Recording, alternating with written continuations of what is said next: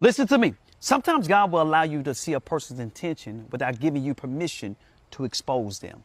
Now, let that sink in for a second, because one of the hardest lessons in life is learning that discernment is not always assignment.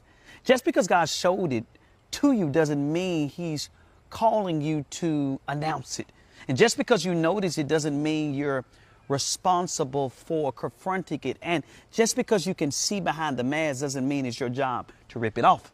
Sometimes your assignment is simply to love people to the point of exposure. I talk about this all the time. Jesus is the greatest example of this. Think about this. Jesus knew Judas would betray him, right? He knew Judas was stealing. He knew Judas was dishonest. He knew Judas would eventually trade him for 30 pieces of silver. Yet Jesus still washed his feet. Very important lesson to learn. Jesus still fed him. Jesus still taught him.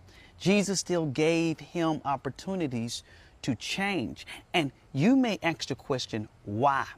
It's because love doesn't need revenge to validate discernment. Let me say that one more time. Love don't need revenge to validate discernment. Somebody needs to hear that.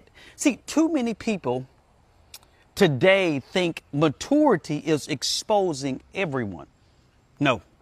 Real maturity is knowing what you know and seeing what you see and still allowing God to be God. Because if God has to reveal something to you, trust me, He doesn't need your help revealing it to everyone else.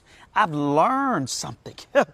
And even in my own life, see, people can only manage an image for so long. Eventually, character starts leaking.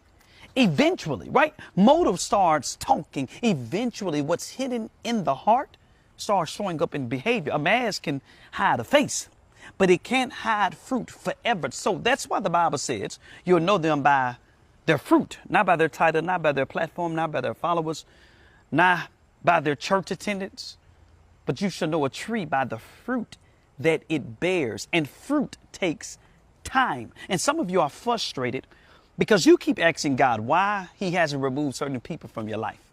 And God is saying, because they're not just in your life for exposure, they're in your life for cultivation.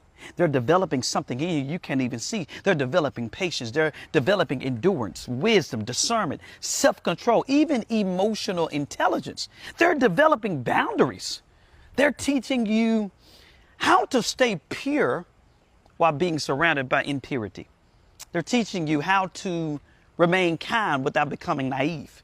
They're teaching you how to love without becoming blind, because there is a difference between loving people and trusting people. See, a lot of believers confuse the two. Love everybody. Trust selectively.